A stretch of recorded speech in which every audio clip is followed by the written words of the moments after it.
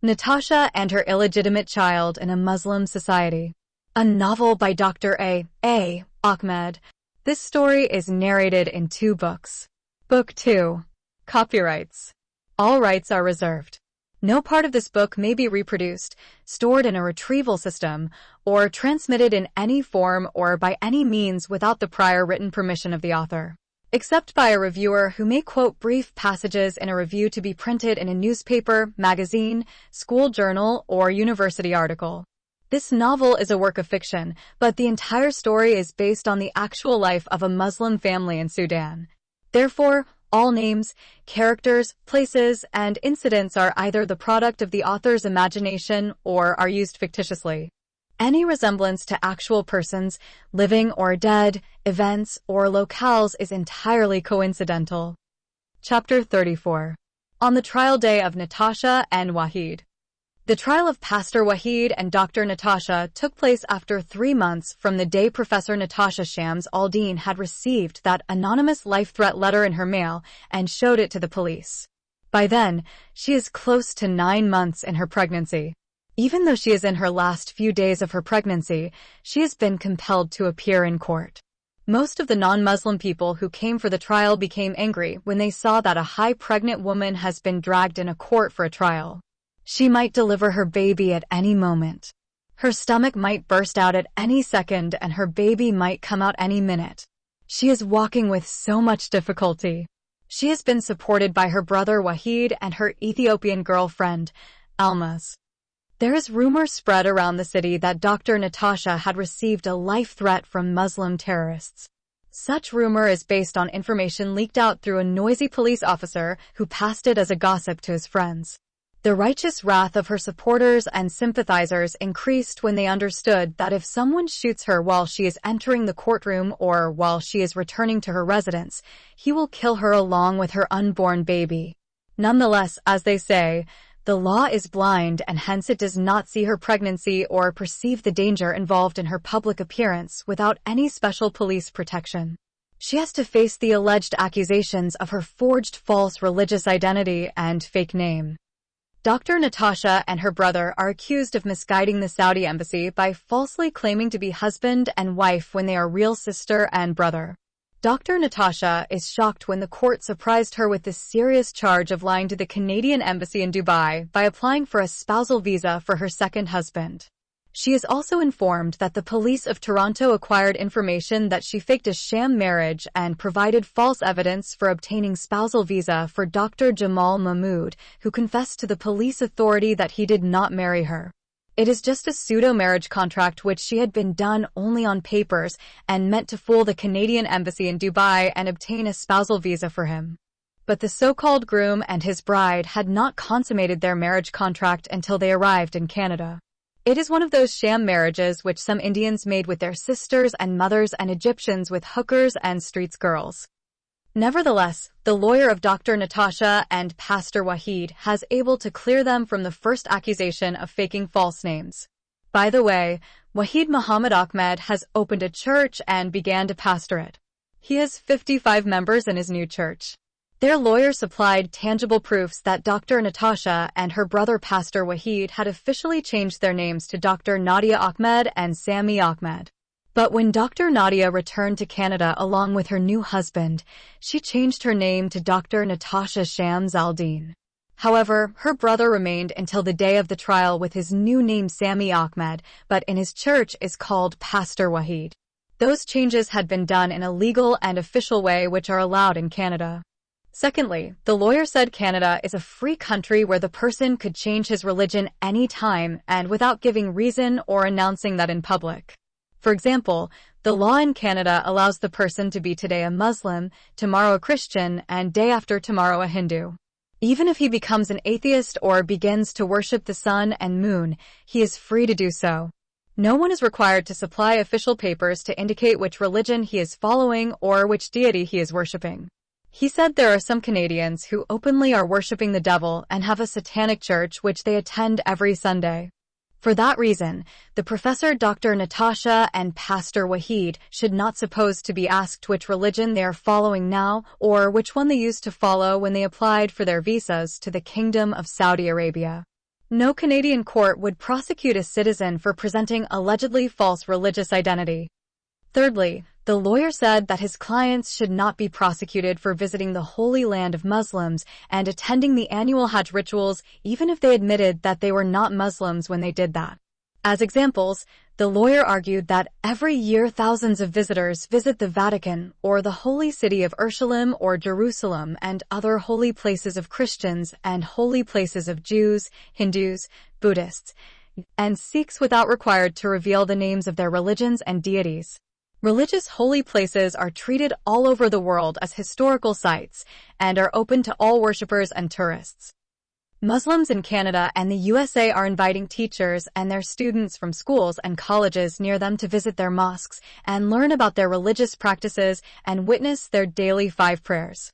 There is a case in America where a teacher at school where among his students there were Jewish and Christian little pupils had taken them to an Islamic mosque and asked to participate in prayer without obtaining the consents of their parents, and no one had ever lodged a complaint against the imam of the mosque or demanded the prosecution of that teacher. Fourth, the lawyer contended that although his defendants confessed that while they were filling out their visa's application, they marked the box that it said married couple. The lawyer agreed that his clients misguided the Saudi embassy officials and led them to issue the visas believing that they were married couple. The question to be asked here, why the Saudi officials did not ask for proof of the marital status of his clients. In case that question was raised, and his clients provided false documents or even a fake marriage certificate, then they could be condemned by the Canadian law for forgery. His clients could be condemned as morally wrong but not legally liable for prosecution. Then, the lawyer argued that his clients or one else filling in that application might have misunderstood the question and for that reason gave the wrong answer.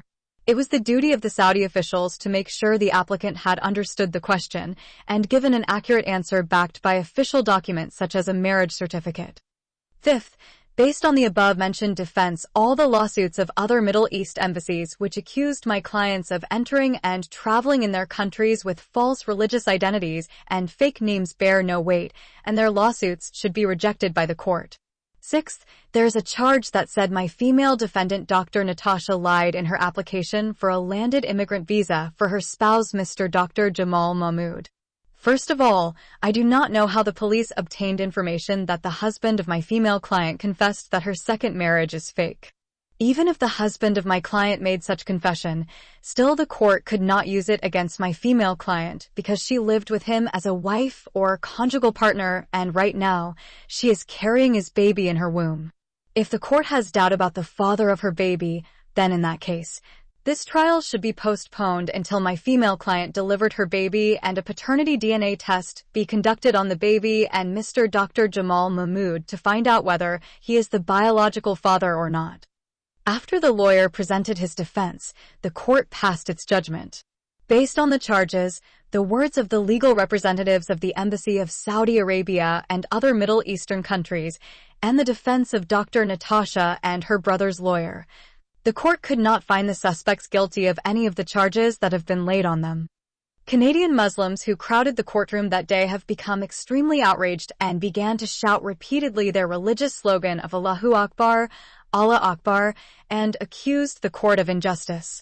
Some of them, for unknown reasons, condemned Israel and the United States of America and called for the death of the citizens of those countries. Even so, no arrest of a single protester of that mob of terrorists has been made. While Dr. Natasha is coming out of the courtroom supported by her brother and girlfriend and escorted by 2 police officers, someone moved out of the crowd and fired a bullet at her from point-blank range. Her brother Wahid saw the man when he ran out of the crowd with a gun in his hand and moved quickly and shielded his sister. The bullet flew directly and entered his heart. He dropped dead at the spot. Before the assassin could fire again, one of the 2 police officers responded in time and shot him in his stomach. Chapter 35. Dr. Natasha at Fox News TV. The sacrificial martyrdom of Pastor Wahid Muhammad Ahmed is considered by the public as a heroic act. He is held as a great hero of our time. Even so, his assassination in front of the Canadian court is considered by Muslims marking the downfall of Western freedom of speech and a triumphal victory of the Islamic religion. The failure of the Toronto police to prevent such cowardly terrorist murder outraged many people. The police of Toronto are blamed because Dr. Natasha had already complained to the police and showed them a life threat letter that she received in her mail at the Toronto University where she is teaching Islam.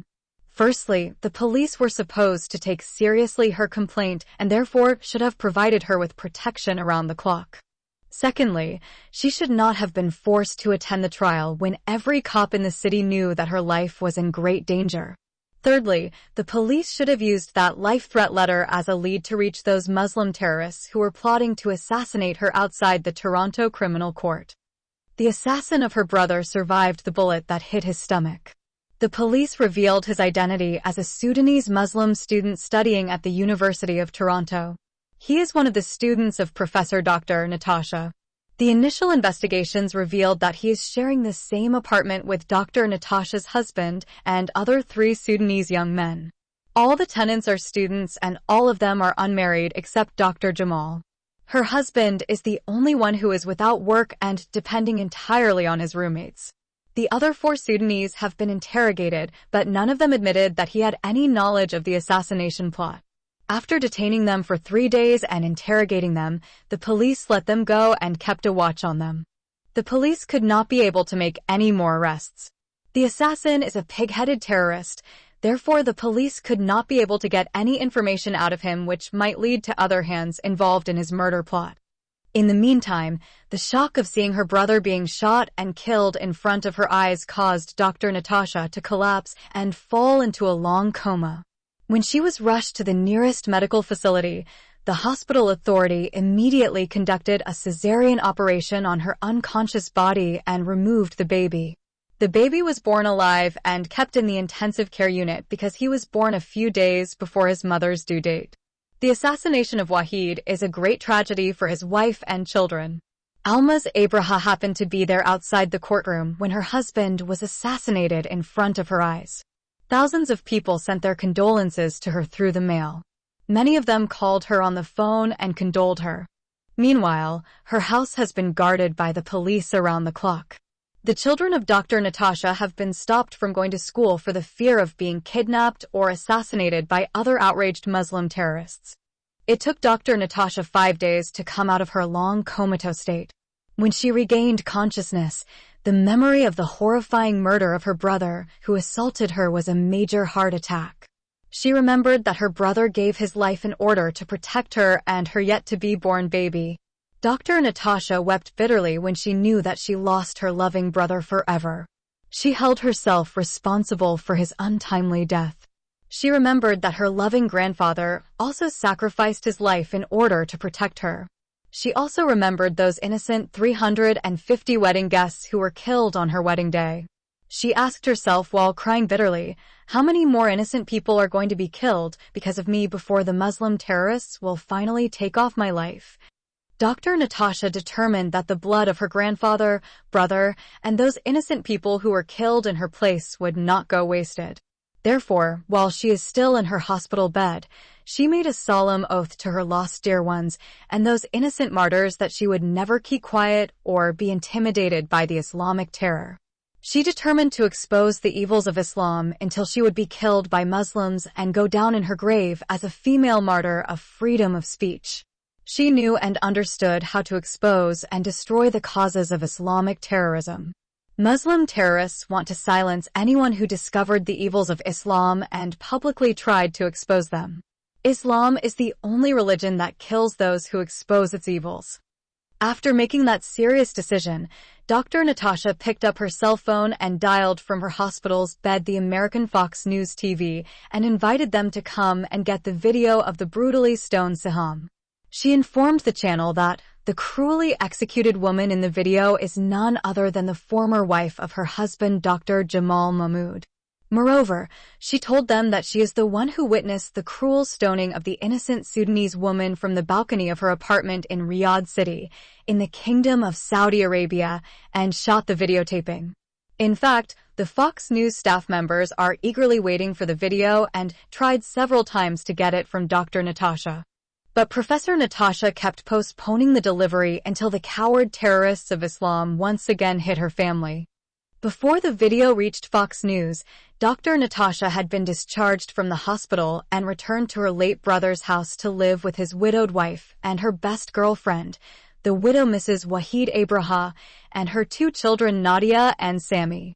Dr. Natasha named her newborn son, Wahid, in memory of her martyred brother, who offered his life in her place. It is a good custom in her family to name the newborn baby after a great relative who died a heroic death.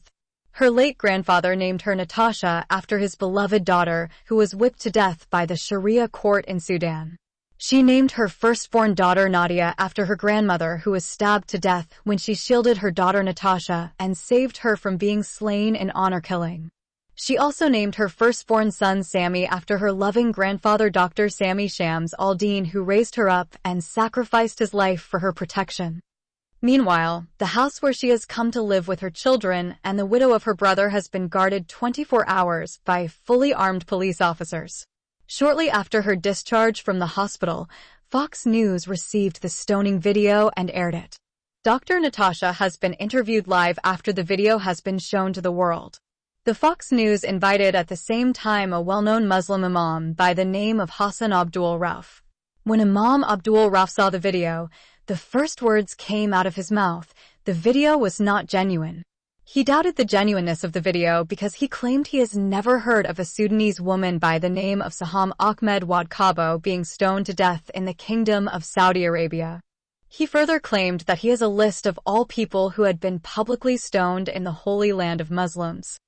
The Fox News interviewer said to him that the question before the audience and to him, does Islam command the adulterous person to be stoned to death or not?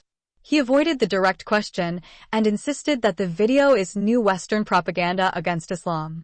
When Dr. Natasha is asked to respond to the doubts of the Imam Hassan Abdul Rauf, she said, "The so-called adulterous woman who was stoned to death is the Muslim wife of her husband, who at present is living in Toronto."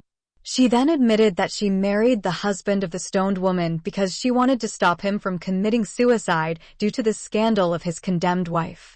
When his wife was caught in the very act of committing adultery with her boyfriend and sentenced to be stoned to death according to the Sharia law, her husband, Mr. Dr. Jamal Mahmoud Wad Kabo, who is also her cousin brother, decided to kill himself due to the scandal.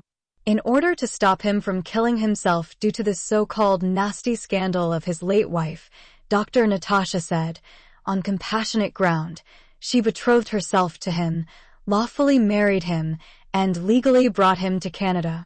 If she did not bring him to the West, Dr. Jamal would have burned himself alive due to the nasty scandal of his wife's adultery and her stoning to death. Because of that, he could neither return to the King Fahad Royal Hospital as a doctor nor go out of his hiding place. Imam Abdul Rauf found himself speechless when Professor Dr. Natasha confronted him with such an undeniable fact.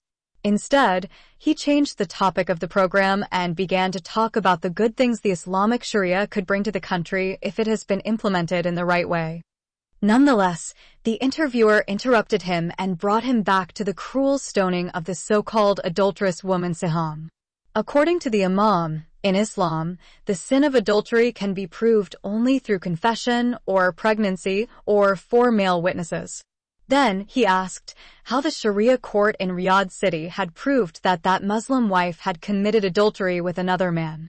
When Dr. Natasha told him that the late Muslim wife Siham was caught by the Riyadh police red-handed with her lover in the very act of committing adultery on the bed of her husband, Imam Abdul Rauf began to argue against the possibility of catching the adulterer and adulteress in the very act of adultery. Then, Dr. Natasha said, the wife was bare naked when she and her boyfriend were caught by the police while they were committing adultery inside the apartment, in the bedroom, and in the bed of her husband. Imam Abdul Rauf said, the Sharia requires that the 4 adult witnesses should have brought a thread and passed it between the bare-naked bodies of the adulterer and adulteress, and if the thread did not pass between their bodies, then and only then, their testimony can be legally accepted in the Islamic court. In other words, the thread would prove the adulterer's penis is fully and completely inserted inside the vagina of the adulteress. Since no adulterous man and adulterous woman would continue in their shameful act after people caught them in the very act of adultery, then the possibility of proving their sinful act is out of the question. Then the Imam sarcastically said, only a male dog and its female dog could remain stuck to each other after sex. So, the prominent Imam Hassan Abdul Rauf said, it has never happened in the history of Islam that adultery had been proven in that impossible-to-prove method of 4 witnesses and the thread. For that reason, the Imam cast serious doubts on the genuineness of the video. The professor Dr. Natasha told him that the late wife Siham and her boyfriend had confessed their adultery. Still, the Imam said such confession most probably had been taken out of their mouths through the Riyadh police tortures. Anyhow, Dr. Natasha said, stoning is a method of punishing an adulterer in Islam, and the video is one of the thousands of cases of women and men stoned to death in Saudi Arabia, and if America will allow the implementation of Sharia, then there will be the cruel stoning of adulterers, flogging the drunkards, cutting the hands and legs of thieves, and beheading murderers and apostates would come along with it. Dr. Natasha astonished the interviewer when she told him that in Sharia law there are no punishments such as imprisonment or paying off the financial fine. If a person stole $10 and another person stole $1 million, the punishment is the same, cutting off their hands, and that can prove there is no justice in Islam. Imam Abdul Rauf cut Dr. Natasha and shouted, Islam means peace, and therefore the implementation of the Sharia in the United States of America will bring peace with it. The female professor Dr. Natasha has replied quickly and corrected his definition of Islam, which means submission or surrender to the will of Allah. The male interviewer asked Dr. Natasha to say her last words in the program about her findings during her 2 undercover visits to the Muslim world. Dr. Natasha summarized her findings in the Muslim countries she visited by saying, Islam allows the man to marry 4 women at the same time. Surah Al-Nisa 4, verse 3. The same verse permits the Muslim man to rape his female slaves and captives of war without marrying them. Based on this evil verse, the ISIS jihadi fighters raped the Iraqi Yazid women and sold them in the Mosul slaves markets. Man is allowed by the Quran to beat his rebellious wife and disobedient daughters. Surah Al-Nisa 4, verse 34. Many evil practices against women are allowed and encouraged by Islam, such as female genital mutilation and female child marriage. She cited Surah Al-Talaq 65, verse 4. The Prophet Muhammad married his child bride Aisha when she was 6 years old and raped her when she was an underage female child of 9. She has cited Sahih al-Bukhari, book number 62, hadith number 89. The Muslim man can divorce his Muslim wife, but she can't divorce her husband. When the wife is divorced, the custody of the children automatically goes to their father. In Islam, the woman is half-brain. Her testimony is not accepted in court because the Quran considered it a half-testimony. Surah Al-Baqarah 2, verse 282. The woman gets half inheritance of her deceased father while her brother gets double her share. Surah Al-Nisa 4, verse 11. Women must wear hijabs, abayas, niqabs, or burqas. See Surah Al-Ahzab 33, verse 59. The woman is neither to go out of her house, nor to be educated, nor she is allowed to go to work, and that is why the Taliban government in Afghanistan shut down all girls' schools and colleges. See Surah Al-Ahzab 33, verse 33. Moreover, the woman is not permitted to go out of her house without her husband or a male mahram, such as her father or brother. Honor killing is quite common practice in Muslim societies, and the law doesn't punish for it. Interrupted the Imam Hassan Abdul Rauf, you are a liar, despicable, infidel, and apostate woman. May the curse of Allah, His Prophet, His angels, and all people be upon you and your parents. Because you have become an apostate woman and left the blessed Islamic community of Abraham, therefore the shedding of your blood is permissible to any Muslim man or Muslimah. The producers of the program of Fox News have responded quickly and blocked him before he could spew more of his venom and threats on the female professor Dr. Natasha, and the program ended there. Nonetheless, on the same day, the FBI police have arrested the evil terrorist Imam Hassan Abdul Rauf for issuing a fatwa in live American TV instigating other Muslims to shed the blood of Professor Dr. Natasha Shams al-Din for her so-called apostasy from Islam. Chapter 36. Forgiveness and reconciliation. The video of the stoned Sudanese woman who was caught in the very act of committing adultery with her boyfriend while she was having a Muslim husband has created an uproar among the Muslims in Canada and the USA. Most of the Muslims believed the words of the Imam Hassan Abdul Rauf that it is a fake video. Sudanese Muslims in Toronto have become extremely outraged by the video and protested by marching in the streets and condemning the Professor Dr. Natasha and the Fox News TV. They called for the prosecution of Dr. Natasha for providing an anti-Islamic material to a popular American TV channel for the sake of defaming Islam and Muslims. They shouted many religious slogans and accused her of spreading hate propaganda against Islam. They asked the government of Ontario to stop Dr. Natasha from creating hatred in the hearts of non-Muslims towards Muslims. Many Muslims believed that if Dr. Natasha is not banned from writing and silenced from speaking, she would create enough hatred in the hearts of the enemies of Islam, and that would lead them to reproach and confront Muslims. Some far-right extremists might hunt down and shoot Muslim women and men in the streets, malls, stores, and public parks and transportation.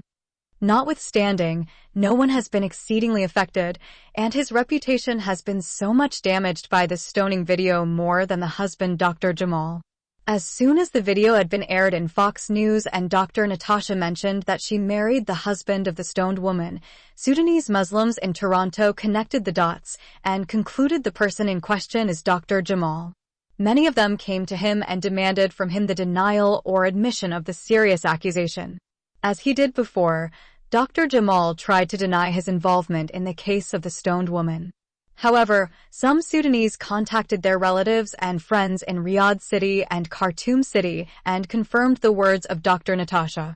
When he has been confronted with the undeniable evidence, Dr. Jamal admitted that the stoned woman is his ex-wife and at the same time, she is his female cousin sister. He further confessed that he hid the relationship between him and his adulterous wife because she cheated on him and dishonored the reputation of his family and her family. Therefore, once again Dr. Jamal has been made by the Sudanese community in Canada to bear the consequences of that abominable scandal as his Sudanese people in the Kingdom of Saudi Arabia had done to him before. In a short time, he lost all his friends, and no Sudanese is ready to associate with him after the cat is out of the bag. He has been treated like a filthy subhuman or an outcast.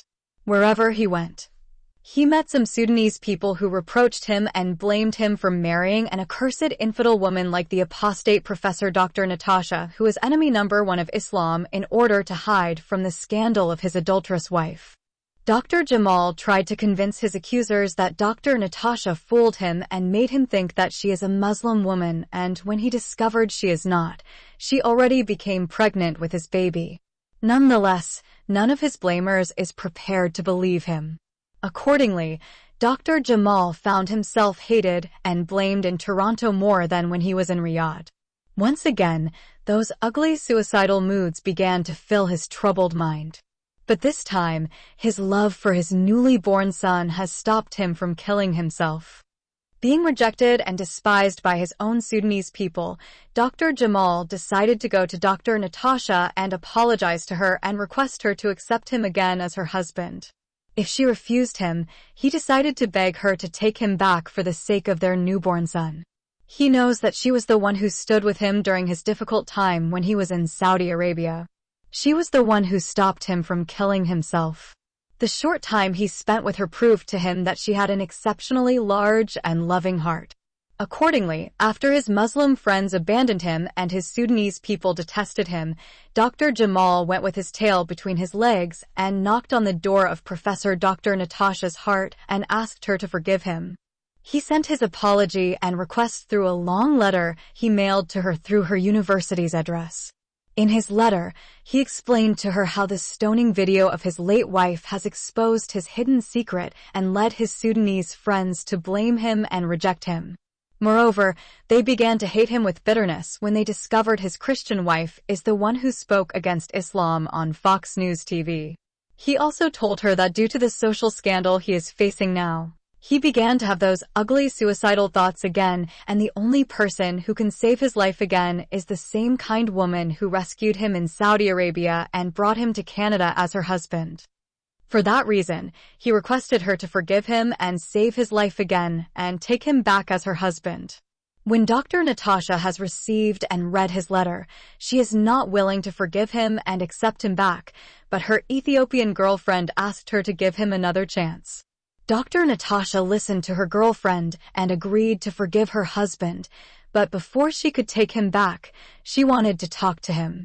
She wanted to make sure that he is returning to her not because his Muslim friends have persecuted and rejected him, but because he still loves her and wants from his heart to return to her. Dr. Natasha knows deep down in her heart she still loves her husband and loves his baby. She does not want her newborn son Wahid to be brought up by his mother alone. She knows the importance of the two parents in the life of the child. She remembered how much she longed for her mother to be alive and bring her up. So, the loving mother Natasha wishes her husband will come back and shower his son with his love. She understood that her husband stole her laptop and hid it because he did not want his hidden secret to be revealed. She also knew that her husband's mind is still controlled by the importance of the family's honor that he learned from childhood.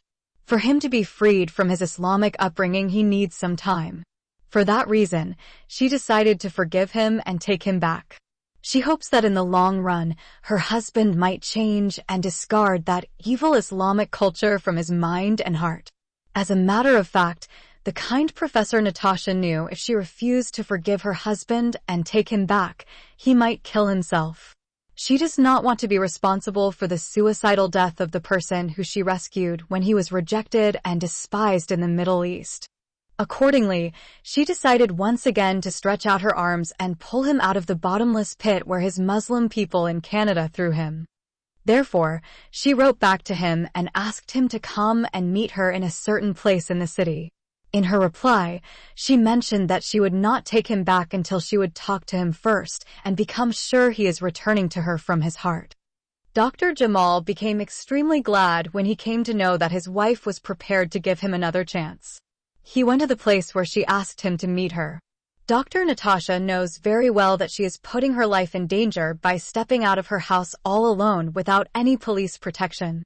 But to hide her identity, she put on an Islamic abaya and niqab that concealed her face and entire body before she went to meet her husband. She decided to meet her husband in an Ethiopian restaurant in downtown. She reached the restaurant an hour before the time of their meeting. She decided to make sure that there is not another terrorist plot made against her.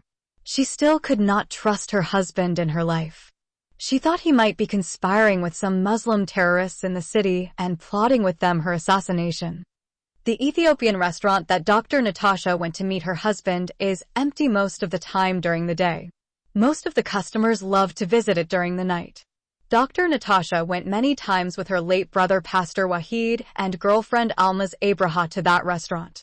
From her table in a far corner, Dr. Natasha saw her husband go inside the empty restaurant and sat at another table. He has changed so much in this short time. He looks miserable and starving, as if he has not eaten food or slept for many days. His pitiful appearance reminded his wife of those homeless guys who spend most of their time roaming aimlessly on the streets of downtown Toronto. He looks 100 times sadder and more miserable than when he got persecuted in Saudi Arabia. Dr. Natasha wept when she saw the sad condition of her lover and husband. She continued to sit in her place and look at him with eyes flooded with hot tears. When she became sure he was alone and there was no evil intention surfaced on his face, she decided to go and meet him. Although Dr. Jamal saw the Muslim woman who was sitting all alone and looking at him, still, he could not recognize Dr. Natasha. He would never expect that his wife would put on the Islamic niqab again. But when he saw the Muslim woman got up from her table, approached his table, and greeted him, he recognized Dr. Natasha's voice. After greeting him, Dr. Natasha explained to her husband why she has put on the Islamic burqa. That day, Dr. Natasha spent a long time talking to her husband. His words convinced her that he is genuine in his apology and truly from his heart, he has decided to return to her. He apologized to her in tears and asked her to forgive him and accept him as her husband again. So, Dr. Natasha forgave her husband and invited him to come and live with her as his wife. Shortly after their meeting, Dr. Jamal vacated his apartment and left his mean and evil Muslim roommates and moved in with his wife and their baby boy. It was a wonderful reconciliation, and both lovers found themselves once again living in bliss, and their baby boy, Wahid, added more joy to their happy reunion. Moreover, Dr. Natasha became exceedingly happy, and she had tremendous peace of mind when her husband accepted her daughter Nadia and son Sammy as his own children. She needed not to hide her relationship with them any longer because Dr. Jamal had become officially their stepfather.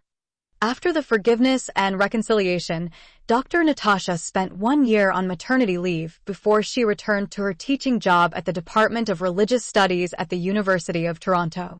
Meanwhile, Dr. Jamal continued his medical study. During her maternity leave, Dr. Natasha wrote one more book about the lives of women in Muslim societies. It is another masterpiece and became an eye-opener to many people and especially women. After returning to her teaching position, Professor Natasha continued to speak and write about women in Islam. She wrote and published 15 books on women in Muslim societies. Her writings and speeches made her loved by millions of people and hated by over 2 billion Muslims. Dr. Natasha traveled all over the world and spoke in many major cities in Canada, the USA, the UK, France, Germany, Spain, Netherlands, and other European countries. She also traveled and conducted speeches and debates on Australia, Africa, South America, South Korea, China, and India. She became one of the most powerful female speakers on the issues of women in Muslim societies. She spoke and wrote out of knowledge as well as experience. No one could defeat her in a debate or refute her writings. She is well versed in the main 2 sacred texts of Islam, the Quran and Hadiths. Therefore, no one could challenge her speeches and writings because she witnessed the realities of those issues with her own eyes. Everywhere, Professor Dr. Natasha Shams al-Din went, the Muslim terrorists attempted to assassinate her, but their plots always foiled by the police authorities. About the author of this novel. Dr. Ahmed is an author and scholar. He has 5 university certificates, BA, MA, and PhD, in philosophy and comparative studies of religions from the University of Bombay in India, and a Bachelor and Master of Religious Studies and Philosophy from a university in Canada. He was born and brought up as a Muslim, but through his study of philosophy and comparative studies of religions, he converted to Christianity. He has a writing style that can break through any religious, social, and cultural barriers and reveal the truth as it is. Moreover, his books are based on first-hand eyewitness because he witnessed those dire conditions of Muslim women with his own eyes. He has written 25 books, but so far has published 10 of them. His books have been written in English and translated by him in Arabic. All his books on the issues of women in Muslim societies and terrorism in Islam. His novels are available on his YouTube pages for listening as he reads them in English and Arabic.